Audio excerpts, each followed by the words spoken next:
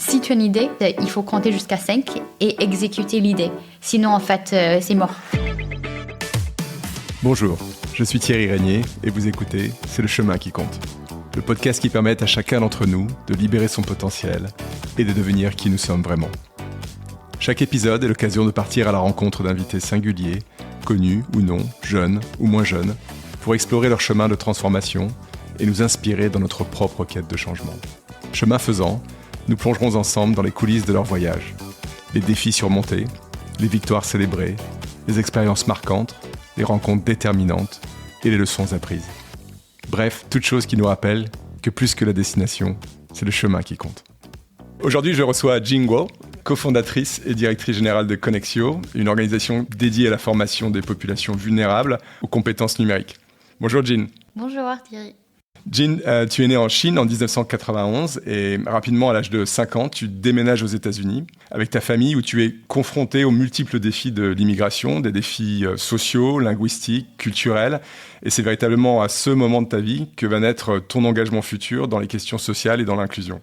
À l'âge de 7 ans, tu vis douloureusement la séparation de tes parents, mais tu développes ce qui deviendra un peu ta marque de fabrique, une grande capacité de résilience, c'est-à-dire le talent de transformer des difficultés en opportunités. Tu es une élève studieuse qui travaille dur, poussée par ta maman, qui t'encourage à postuler à des universités prestigieuses. Et tu es reçu à Stanford où tu obtiens un diplôme en économie et en biologie humaine. Puis tu poursuis tes études à Harvard où tu obtiens un MBA et un master en politique publique. Pour marquer ta différence, tu choisis d'apprendre le français dans une Californie qui est marquée par l'omniprésence de l'espagnol. Et forte de ce bagage, tu décides de tenter l'aventure française. Et tu arrives donc en France en 2015 grâce au programme Fulbright, qui est un programme créé en 1948 pour stimuler les échanges multiculturels entre les États-Unis et les pays alliés. Et tu es hébergé par la Paris School of Economics, où tu mènes des recherches sur les difficultés économiques et sanitaires des populations marginalisées. Et ce sont ces recherches qui vont te rapprocher du terrain, t'exposer aux groupes défavorisés et te permettre de t'impliquer de plus en plus dans l'écosystème social. C'est là que tu fais la rencontre de Binta Jameh, une co-étudiante avec qui tu décides de fonder Connexio en 2016, une association qui promeut l'inclusion socio-professionnelle des communautés vulnérables, notamment les réfugiés, les femmes et les jeunes sans emploi, au travers de parcours de formation au métier du numérique. Et 8 ans plus tard, c'est plus de 7000 de ces parcours qui ont été délivrés par les équipes de Connexio à ces populations vulnérables. Alors, ton engagement envers l'inclusion sociale te vaut d'être reconnu par le magazine Elle, qui te classe parmi les 10 entrepreneurs les plus inspirantes en 2019. En 2020, Forbes te désigne à son tour comme l'une des 30 entrepreneurs sociales européennes de moins de 30 ans les plus influentes. Et enfin, une étape récente et marquante de ton parcours, c'est l'obtention l'année dernière de la nationalité française. Et je voulais, en tant que compatriote désormais, te féliciter et te dire à quel point je suis fier que tu aies rejoint notre communauté. Jin, j'ai eu l'occasion de te voir à l'œuvre et je dois dire que tu es une figure extrêmement inspirante qui allie une grande détermination à une compassion profonde pour les autres. Ton parcours est riche et reflète un mélange unique de curiosité, d'intelligence, d'audace, d'empathie et de vision. Le tout au service de l'impact en faveur d'un monde plus inclusif et plus juste. Alors, avant de rentrer dans le vif du sujet, qui, tu sais, est celui du cheminement et de la transformation, je voulais savoir ce que ça évoquait chez toi, Jin, quand on retrace tout ce chemin que tu as déjà parcouru. Donc déjà, merci beaucoup. Je suis...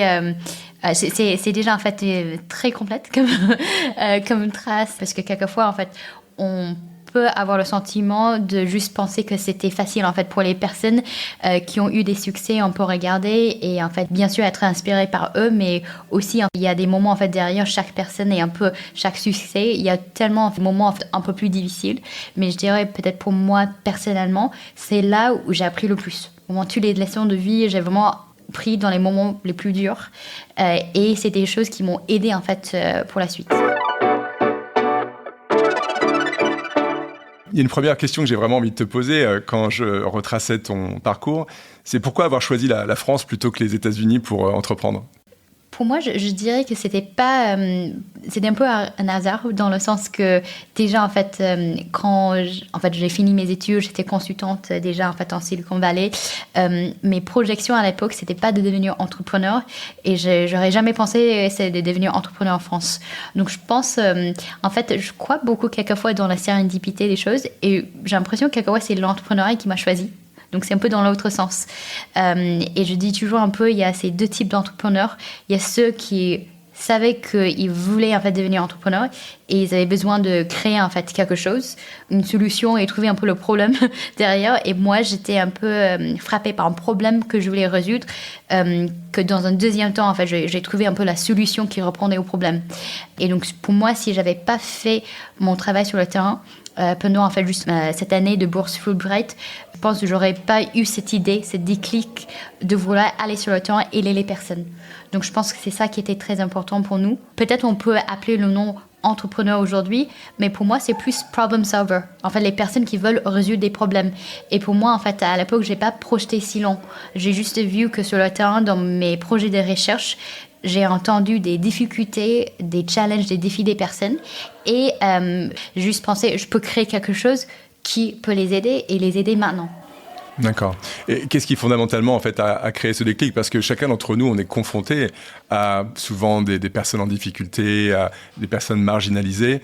Pourquoi toi, en fait, tu as pris cette décision d'agir et quelque part de trouver une solution à ce problème que tu avais identifié? Ouais. Non, c'est intéressant parce que pour moi, je dirais en fait, il y a une phrase que j'utilise un peu souvent dans mes expressions, c'est cette idée que talent is equally distributed, but opportunity is not. Donc, cette idée que on a des talents partout dans le monde, mais en fait, on n'a pas en fait le même niveau quand il s'agit d'accès à des opportunités, un réseau, etc. Et donc, pour moi, ça vient peut-être, et c'est un peu lié avec mon propre histoire, parce qu'on ne peut pas choisir les conditions dans lesquelles on est né. Mais pour moi, en fait, j'avais quand même beaucoup la chance parce que j'avais en fait ma mère qui me soutenait beaucoup, qui m'a donné l'opportunité en fait d'avoir une éducation et de vraiment continuer à poursuivre mes études. Mais on peut pas tout choisir ça. Et je pense sans en fait ce parcours, j'aurais pas eu en fait accès à des universités ou d'autres opportunités professionnelles. Et donc pour moi quelque part, comme je suis enfant d'immigrés moi-même, et j'ai vu l'importance d'être connecté. On est quelquefois un peu gatekeeper, on peut vraiment en fait avoir les clés. C'est la personne en fait qui va être maître de leur propre destin pour réussir, mais quelquefois juste ils ont pas accès. Et il faut juste que quelqu'un ouvre la porte pour eux. Et donc je pense qu'il y a quelque chose de ça qui est lié dans mon histoire. J'avais eu des personnes qui m'ont aidé moi quand j'étais petite ou plus jeune, et je pense aujourd'hui il y a tellement des personnes douées dans le monde, ils sont pas bien connectés, et je pense qu'il y a quelque chose de très, en fait une conviction assez forte chez moi de comment on peut faire ça, en fait être cette catalyste pour les autres personnes. D'accord. Et comment tu en es venu en fait à proposer plutôt un système d'éducation au travers des technologies numériques plutôt que d'autres formes de support que tu aurais pu apporter à ces populations? Ouais. Je pense que c'était une question de timing à l'époque, et aussi juste mon background. Pour moi, en fait, à Stanford, la tech, je pensais que c'était déjà universel. Mais justement, c'est en fait en allant sur le terrain, j'ai compris que tout le monde n'a pas accès à la connectivité matérielle déjà. C'est en fait des choses de base. Mm-hmm. Et ensuite, en fait, sur la maîtrise de ces outils, c'était aussi pas équitable. Je m'y suis rendu compte de toutes ces inégalités, mais comment ces inégalités peuvent aussi en fait créer encore en fait d'autres types d'écarts. Parce que je pense que le fait d'être exclu numériquement, ça impacte vraiment tellement des dimensions dans la vie sociale, économique, professionnelle, qu'on ne peut pas passer de côté. Et même s'il y a des personnes qui maîtrisent certains bouts, par exemple, on travaille souvent avec les jeunes qui disent « Ah oui, j'ai grandi avec les outils de réseaux sociaux, j'ai pas de problème avec le numérique. » Mais sauf quand on creuse un peu, on les demande de faire des tâches plus professionnelles, par exemple actualiser leur CV, communiquer d'une manière professionnelle avec des employeurs. C'est là où c'est clairement pas maîtrisé. Mais ça peut être un frein pour eux en termes d'opportunités professionnelles, s'ils ne maîtrisent pas en fait ces compétences pour aller candidater, en fait, aller vers le marché de l'emploi. Et donc, je pense que nous, l'enjeu, c'est le numérique. En fait, ça, c'est un levier aujourd'hui d'inclusion ou d'exclusion. Alors, Jean, tu le sais, ce podcast s'appelle « C'est le chemin qui compte ». Et je voulais savoir si tu pouvais partager avec nous la manière dont toi, tu as procédé pour trouver ton propre chemin de transformation.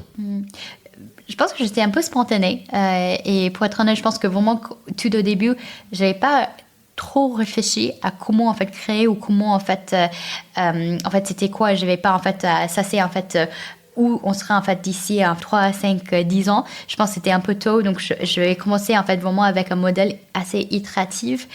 Donc je lis beaucoup de bouquins sur le sujet, mais il y a le fameux méthode Lean Startup où en fait il faut lancer vite une première version de produit ou programme ou l'offre de service, mais 90% du travail c'est dans l'itération et en fait le feedback assez rapide pour savoir est-ce qu'il faut améliorer certaines parties des fonctionnalités, il faut pivoter. Je pense que c'est en fait ces processus d'apprentissage qui sont les plus importants. Et je pense que c'est des choses que pour nous aussi, comme on travaille dans la formation, et on voit, en fait, la formation en compétences numériques, et on voit jusqu'à quel point ça évolue. C'est très rapide aujourd'hui. En fait, il y avait quelques années, on parlait de certains sujets. Aujourd'hui, on parle beaucoup de l'IA, et encore, c'est incertain comment ça va changer, en fait, le monde pour tous les métiers, les compétences. Notre objectif, c'est de rester agile sur ce qu'il faut changer, comment, en fait, on va toujours être en fait à l'auteur dessus ces évolutions, parce que si on fait mieux notre job, ça veut dire on est mieux capable pour lier en fait justement nos apprenants avec les meilleures opportunités professionnelles. Ok. Et est-ce que tu dirais que ton chemin t'a permis de te rapprocher de qui tu es profondément? Est-ce que tu as finalement trouvé cet alignement entre qui tu es, le potentiel qui est en toi, et quelque part l'actualisation au travers de ton activité courante? Oui, et je pense que c'est un travail vraiment en fait sur en fait le titre de ce podcast. Vraiment, c'est le chemin en fait entier. Parce que pour être honnête, je pense que tout au début, je n'avais pas autant la confiance en moi. Et pour être honnête, je pense la raison pour laquelle je n'avais pas pensé à moi pour être entrepreneur, c'est pour moi, je n'avais pas pensé que j'avais les compétences, l'audace de le faire. Mais je pense dans l'autre sens, je pense en fait ce parcours, en fait ce chemin m'a donné beaucoup, parce que sans ça, en fait, ça m'a donné quand même une excuse, une raison pour solliciter des personnes, pour aller en fait au-delà en fait de ce que je pensais j'étais capable de faire. Parce qu'il y avait quelque chose qui était plus important que juste moi. Et je pense que c'est ça qui a la puissance de créer quelque chose où, en fait, si tu crois vraiment, en fait, c'est plus important que juste en fait, le peur, tu vois, d'aller reprocher quelqu'un ou de faire une bêtise, etc. J'avais beaucoup en fait ça au début, surtout quand je parlais pas très bien le français, et j'avais peur que les gens se moquaient de moi. Et au bout d'un moment, je me dis, en fait, le peur que j'ai que quelqu'un en fait va se moquer de moi, c'est beaucoup moins en fait, et c'est faible par rapport en fait à l'opportunité que j'ai si je gagne un nouveau partenaire. Et donc, c'était un entraînement, en fait, au fur et à mesure. Je pense que c'est toujours bien de garder une certaine dose d'humilité, de choses qu'on ne sait pas faire aussi. Mais je pense que c'est dans l'autre sens, l'entrepreneuriat m'a donné cette confiance au fur et à mesure. D'accord, c'est intéressant. Donc, tu dis en fait que c'est plutôt le chemin qui t'a, en te mobilisant, en te mettant en mouvement, permis de révéler ton potentiel, prendre confiance en toi, apprendre des nouvelles compétences et ainsi de suite. D'accord, très intéressant. Tu parlais justement de moments de doute, de moments de perte de confiance ou pas nécessairement avoir toujours confiance en soi. Est-ce que toi, tu peux nous parler de la manière dont tu gères ces moments un petit peu de doute, d'incertitude, peut-être liés à des critiques ou des jugements qui sont parfois des propres critiques qu'on s'inflige à nous-mêmes, dans ton parcours justement de transformation pour atteindre ton potentiel? Oui, je dirais pour moi aujourd'hui, après je pense que tout le monde en fait réagit un peu différemment, mais maintenant avec des situations qui arrivent, je sais que la seule chose que je peux contrôler, c'est ma réaction face à une situation. Je ne peux pas contrôler comment les autres personnes vont réagir, comment ils vont faire, les choses ils vont dire. Et donc aujourd'hui, peut-être avant, j'étais un peu plus soit en fait stressée ou un peu impactée par les choses. Et aujourd'hui, en fait, je suis toujours très exigeante. Je pense que le plus en fait critique vis-à-vis de moi-même. Mais après, je pense que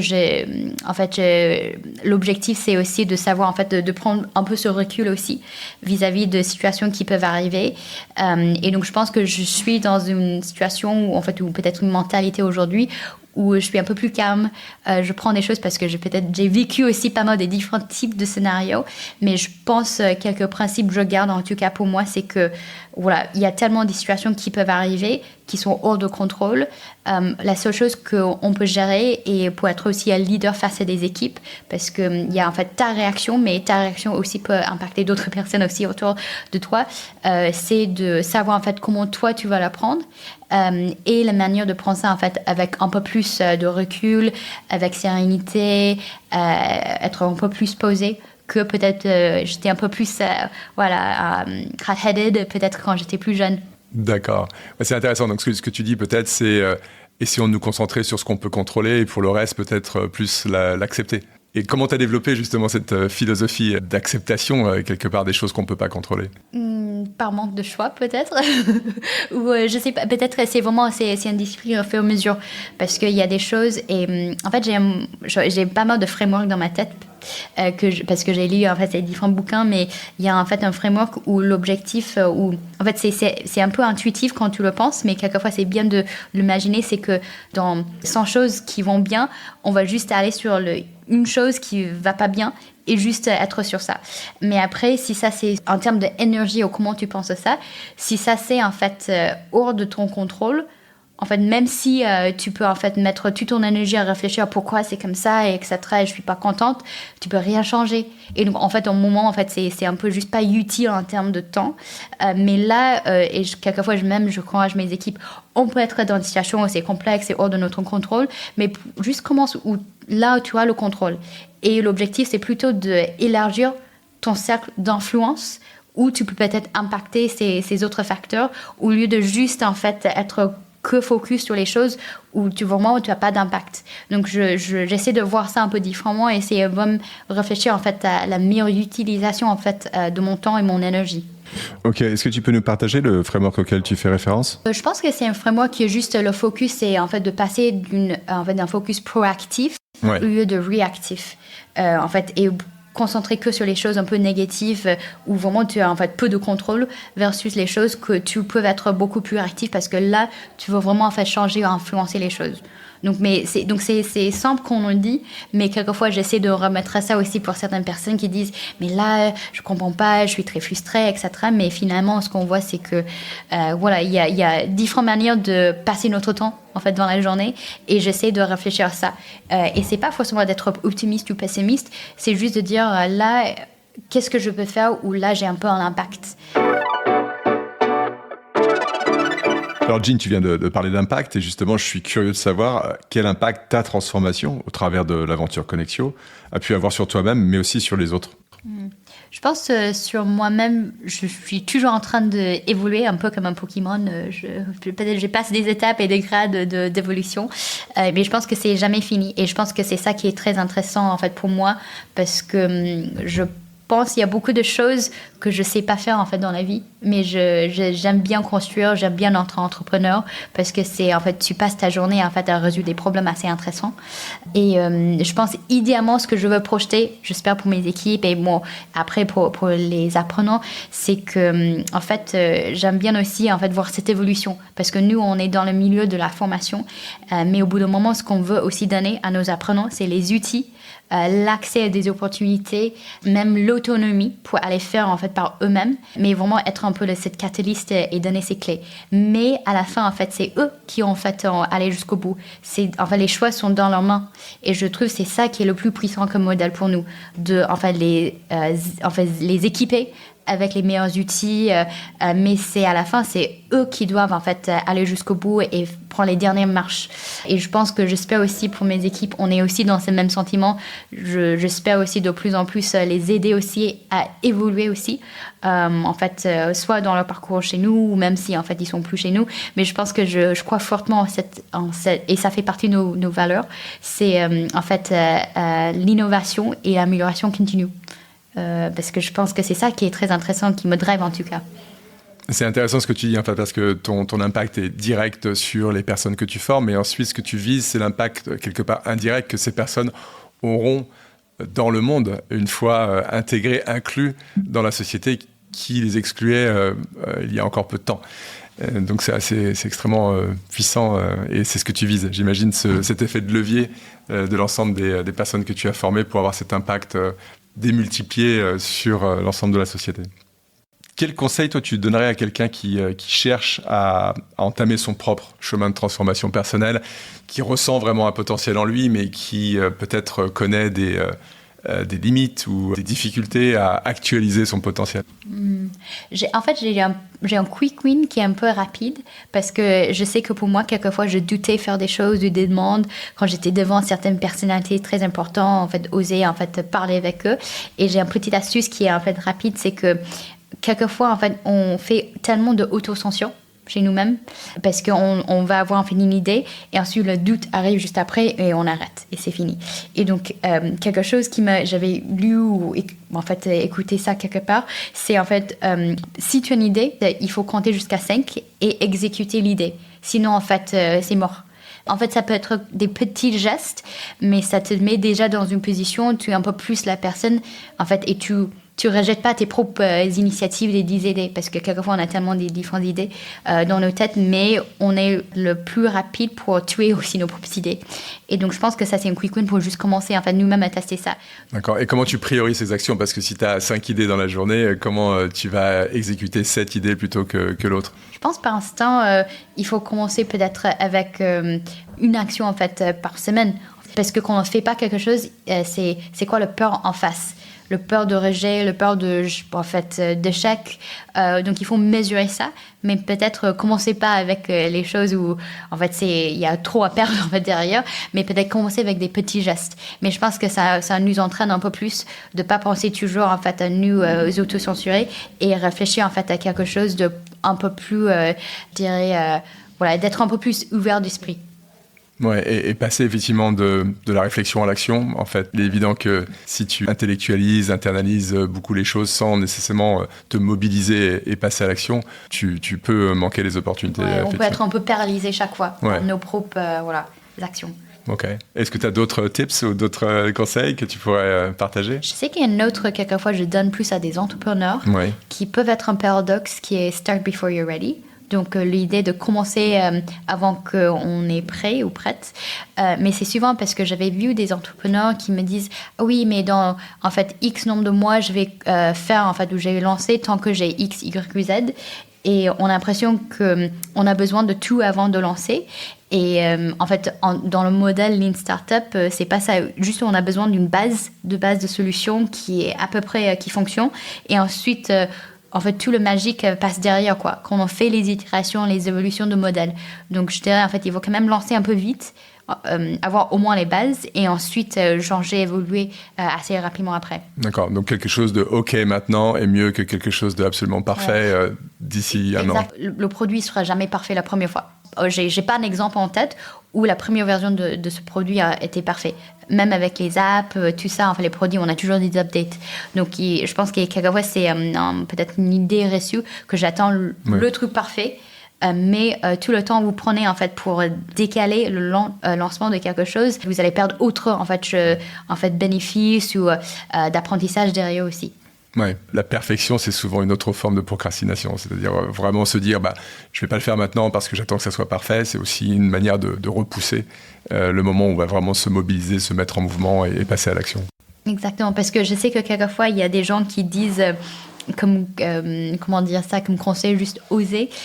Après, oser, c'est très large comme manière. Donc, quelquefois, je donne un peu des astuces un peu soit quick win en termes de gestes, parce que sinon oser c'est simple à dire et dans la réalité je trouve que c'est pas si simple en fait à juste faire.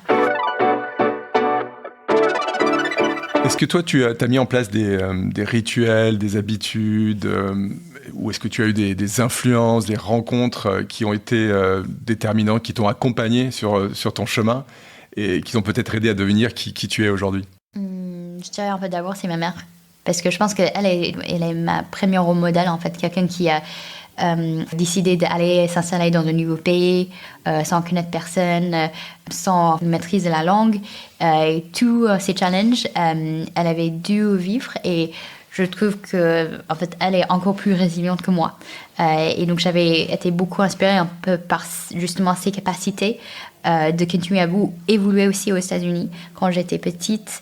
Après, pour moi, je pense qu'il y a d'autres modèles en termes de peut-être entrepreneurs ou d'autres personnes que j'avais croisées aussi qui m'ont justement poussé à aller pour des différentes opportunités. Je sais que je cite aussi Elisabeth Morano parce que je trouve que c'est quelqu'un de très inspirante qui justement casse des différentes barrières aussi et qui moi, je pense que l'objectif, c'est aussi de continuer à évoluer, faire différentes choses et j'améliore beaucoup aussi son parcours. Très bien. Est-ce que toi, tu as des routines en fait dans ta vie est-ce qu'il y a des choses que tu fais régulièrement, je ne sais pas, le matin ou l'après-midi ou le soir Maintenant, je fais... avant, je ne faisais pas, mais il y avait quelques années, j'avais dû changer et maintenant, je fais plus d'exercices. Et pour moi, je me dis peut-être les premières, je ne sais pas combien d'années de ma vie, pourquoi je ne savais pas ça, mais quand tu te mets en fait à faire l'exercice d'une manière plus régulière, on est juste plus, je trouve en tout cas, plus contente, on a plus d'énergie, on n'a même pas besoin de boire le café. Et j'ai découvert ça un peu trop tard dans la vie, mais bon. À quoi ressemble la suite du chemin pour toi, Jean? Tu as déjà beaucoup accompli, on l'a dit, en 30 années et quelques de vie. Est-ce que tu l'as déjà imaginé? Est-ce que tu t'es projeté en fait sur la suite du chemin? Je pense que je vais toujours être entrepreneur ou builder de quelque chose. En fait, moi, je choisis d'être entrepreneur, donc j'entreprends. Mais je pense de plus en plus, c'est ça un peu, en tout cas, la mentalité, le mindset qu'on doit avoir pour notre vie. Et donc, pour moi, je pense que je vais toujours être dans un endroit où j'aime en fait construire comment je peux augmenter l'impact. Je pose toujours les questions en fait, et même chez Connexio, en fait, en termes de rôle que je joue, où est ma valeur ajoutée? Et est-ce que je peux être plus impactant, changer un peu les missions, les rôles, etc. Je pense qu'il y a beaucoup de choses que je ne sais pas faire dans la vie, mais peut-être entreprendre, c'est quelque chose qui m'anime et je vais continuer à faire. D'accord. Et pour Connexio, quelle est ton ambition? Où est-ce que tu veux mener? On a tellement de projets en cours, en tête. On veut aller plus à l'international parce qu'on voit beaucoup d'enjeux, d'opportunités aussi. En fait, on a des chiffres d'impact qu'on va attendre en termes de notre présence géographique, nombre de personnes touchées, par exemple 20 000 personnes d'ici 2027. On va continuer à faire évoluer nos programmes avec les différents changements l'IA, etc. qui arrivent dans l'écosystème. Et pour nous, on va continuer en fait à jouer un rôle assez important. Non seulement juste acteur de terrain, mais aussi acteur qui est force de proposition. Qui peuvent aussi proposer des suggestions, solutions pour d'autres acteurs comme nous aussi. Je trouve que ça c'est de plus en plus aussi important qu'on peut aussi prendre un peu de docteur en fait vis-à-vis en fait de nos différents sujets et voir comment en fait on peut aller plus loin avec aussi des différents alliés, acteurs publics, privés, associatifs, pour justement en fait militer pour un numérique qui soit plus inclusif, plus responsable. Alors, avant de se quitter, je vais te soumettre au feu nourri de ce que j'appelle les questions mitraillettes. L'idée, c'est de répondre à un maximum de questions en moins de 2 minutes. Donc, est-ce que tu es prête? Oui. Ok, cool. Qu'est-ce que tu lis comme livre en ce moment? En ce moment, je lis un livre qui s'appelle Outlive. Ok, qu'est-ce que ça raconte? Et qui parle en gros de la longévité. De la longévité de nos vies ou de... Exactement, de nos vies. Et donc, je pense que c'est pour ça que je me mettais un peu plus sur l'exercice. Parce que ça parle de justement les habitudes qu'on doit changer en fait maintenant en fait pour le futur. Est-ce qu'il y a un titre que tu écoutes en boucle en ce moment? Je suis en train d'écouter la nouvelle chanson de Beyoncé, Jolene, avec son nouveau album qui est un peu plus country. Ok, super. Quelle est ta citation préférée? J'ai une citation de Margaret Mead qui dit « Never doubt that a small group of committed individuals can change the world. Indeed, it's the only thing that has. » Ok. Est-ce que tu peux nous traduire? Oui, bien sûr. C'est en fait le fait que ne doutez pas que juste un petit groupe de personnes peut changer le monde parce que c'est les seuls types de groupes ou de mouvements qui ont quand même contribué à des actions assez importantes. Quelle est la personne qui t'inspire le plus? Je dirais quand même toujours ma mère. Que voulais-tu faire quand tu étais petite? Je voulais en fait à la base devenir patineuse artistique. Quel talent aimerais-tu avoir? De parler beaucoup plus de langues que je parle aujourd'hui. C'est déjà pas mal, t'en parles combien? 3 et un quart, je dirais. Parce que l'espagnol, c'est vraiment pas bien. Quelle est ta plus grande force? Je dirais c'est ma résilience. C'est un peu... en fait, je sais que souvent, j'ai pas la réponse à des questions. Mais je sais comment arriver en fait, à trouver en fait, soit une personne ou une ressource qui peut m'aider en fait, à avoir la réponse. Qu'est-ce que tu aurais aimé savoir quand tu avais 20 ans? Il n'y a pas si longtemps. Je dirais de ne pas stresser autant. Parce que, en fait, un peu sur ces questions de tu peux pas contrôler les choses qui sont hors de ton contrôle. Quelquefois, on stresse beaucoup sur des choses en fait, qu'on peut pas changer, quoi. Qu'est-ce qui t'énerve le plus? La manque de sincérité. Qu'est-ce qui te donne le plus d'espoir? Je pense les futures générations. Comment aimerais-tu qu'on se souvienne de toi? Que j'étais quelqu'un qui voulait se battre pour un monde qui est plus équitable et plus inclusif. Et qui aimerais-tu entendre à ce micro pour le prochain épisode ? Ouh, ça c'est dur. Il y a tellement de monde. Peut-être Anthony Backpin de Diversity Days. C'est quelqu'un aussi qui travaille pour justement en fait, la diversité et l'inclusion. Ok, excellent. Merci beaucoup, Jean, pour ce moment très, très inspirant. Je voulais te souhaiter longue vie et aussi à Connexio. Merci beaucoup, Thierry. C'était un plaisir de participer à ce podcast. Merci d'avoir écouté cet épisode. Avant de nous quitter, voici quelques pépites que je retiens de la conversation avec Jean. Premièrement, nous avons tous du talent, mais pas le même accès aux opportunités. Mettons-nous en situation de créer ces opportunités en nous éduquant et en provoquant les rencontres. Deuxièmement, pour nous transformer, restons agiles. Lançons-nous avant d'être tout à fait prêts, puis itérons. Ne procrastinons pas sous prétexte de perfection. Troisièmement, mettons-nous en route. Le chemin nous donne des opportunités de nous dépasser et d'aller au-delà de ce qu'on pense être capable de faire. Les opportunités sont toujours plus importantes que les risques. Quatrièmement, on ne peut pas contrôler la manière dont les autres vont réagir par rapport à une situation donnée, mais on peut contrôler sa propre réaction en prenant un peu de recul. Cinquièmement, efforçons-nous de nous concentrer sur les choses positives sur lesquelles nous avons du contrôle et de l'impact, plutôt que sur l'aspect négatif des choses qui nous échappent souvent. Et enfin, une pépite de bon sens, faisons de l'exercice, ça donne de l'énergie et ça remplace le café. Si vous souhaitez en savoir plus sur Connexio, connectez-vous sur connexio.eu. En tant qu'apprenant pour découvrir les offres de formation aux compétences numériques 100% gratuites, et en tant que partenaire, entreprise ou organisation, pour recruter ces talents formés par Connexio et pour financer les programmes et sponsoriser les places de formation pour les apprenants. Voilà, c'est tout pour aujourd'hui. Mille merci à notre invité pour la qualité de son témoignage. J'espère qu'il vous a permis d'alimenter votre réflexion sur votre propre chemin de transformation. On se retrouve la semaine prochaine avec un autre invité marquant, acteur ou témoin de la transformation. Entre-temps, vous pouvez retrouver les épisodes de C'est le chemin qui compte sur toutes les plateformes de podcast. Et si vous avez aimé l'épisode, n'hésitez pas à partager vos avis, laisser des étoiles, à vous abonner et à en parler autour de vous et sur les réseaux. Chaque nouvel auditeur est une victoire. À très vite et n'oubliez pas, c'est le chemin qui compte. Alors bon chemin.